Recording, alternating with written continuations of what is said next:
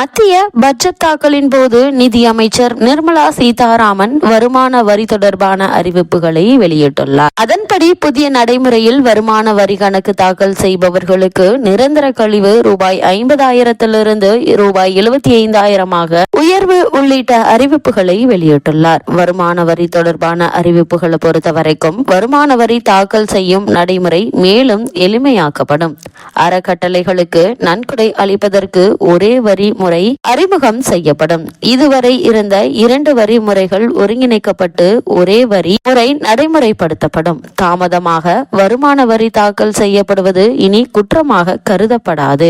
இணைய வர்த்தகத்திற்கான TTS குறைக்கப்படும். நேரடி வரி விதிப்பை எளிமைப்படுத்த நடவடிக்கை எடுக்கப்பட்டு வருகிறது. குறிப்பிட்ட சில முதலீடுகளுக்கு 20% குறுகிய மூலதன ஆதாய வரி விதிக்கப்படும். அனைத்து வகை முதலீட்டாளர்களுக்கான ஏஞ்சல் வரி நடைமுறை ரத்து செய்யப்படுகிறது. இந்தியாவில் சொகுசு கப்பல் இயக்கும் வெளிநாட்டு நிறுவனங்களுக்கான வரி குறைக்கப்படும். தனிநபர் வருமான வரியை பொறுத்தவரைக்கும் வருமான வரி செலுத்துவோரில் 2 பங்கு பேர் புதிய நடைமுறைக்கு மாறியுள்ளனர்.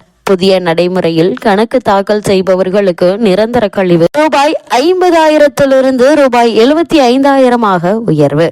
புதிய கணக்கு தாக்கல் முறையில் 3 லட்சம் வரை வருமான வரி பிடித்தம் கிடையாது. 3 லட்சத்தில் இருந்து ரூபாய் 7 லட்சம் வரை 5% வருமான வரி பிடித்தம் செய்யப்படும். ரூபாய் 7 லட்சத்திலிருந்து ரூபாய் 10 லட்சம் வரை 10% வருமான வரி பிடித்தம் செய்யப்படும். ரூபாய் 10 லட்சத்திலிருந்து ரூபாய் 12 லட்சம் வரை 15% வருமான வரி பிடித்தம் செய்யப்படும். ரூபாய் 12 லட்சத்திலிருந்து ரூபாய் 15 லட்சம் வரை 20% வருமான வரி பிடித்தம் செய்யப்படும். 15 லட்சத்திற்கு மேல் 30% வருமான வரி பிடித்தம் செய்யப்படும்.